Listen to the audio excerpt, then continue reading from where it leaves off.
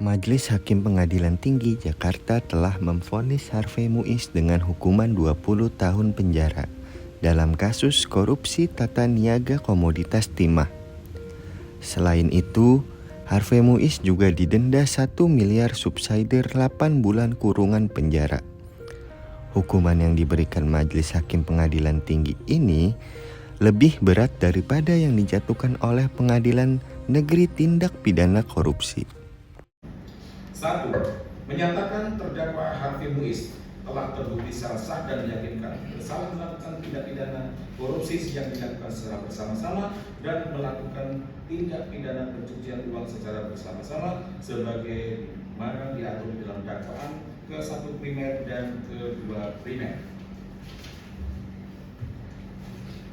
Menjatuhkan pidana kepada ia terdakwa Harvey Muiz dengan pidana penjara selama 20 tahun dan denda sebesar 1 miliar rupiah dengan ketentuan apabila denda tersebut tidak dibayar akan diganti dengan pidana kurungan selama 8 bulan. 3. Selain itu, Harvey Muiz juga dituntut untuk membayar uang pengganti kerugian negara sebesar 420 miliar. Suami dari aktris Sandra Dewi itu diminta untuk membayar uang pengganti paling lama 1 bulan setelah putusan dijatuhkan. Menghukum terdakwa untuk membayar uang pengganti kerugian keuangan negara sebesar 420 miliar rupiah dengan ketentuan jika terpidana tidak membayar uang pengganti selama 1 bulan setelah putusan pengadilan memperoleh kekuatan hukum tetap, maka harta bendanya dapat disita dan oleh jaksa dan dilelang untuk menutupi uang pengganti tersebut, dan apabila terpidana tidak mempunyai harta benda yang mencukupi untuk membayar uang pengganti tersebut, maka diganti dengan pidana penjara selama 10 tahun. 4. Menetapkan masa penangkapan dan penahanan yang dijalani oleh terdakwa dikurangkan seluruhnya dari pidana yang dijatuhkan. 5.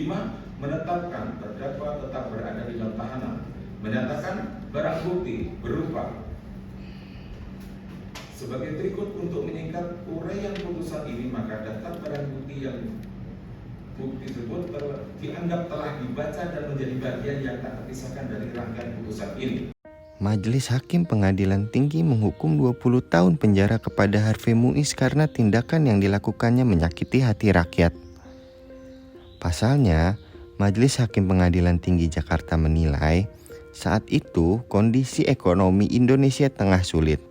Tetapi Harvey Muiz justru melakukan korupsi senilai 300 triliun. Hal-hal atau keadaan yang memberatkan perbuatan terdakwa tidak mendukung program pemerintah dalam pemberantasan tindak pidana korupsi. 2. Perbuatan terdakwa sangatlah menyakiti hati rakyat. Di saat ekonomi susah, terdakwa melakukan tindak pidana korupsi. Hal-hal yang meringankan tidak ada.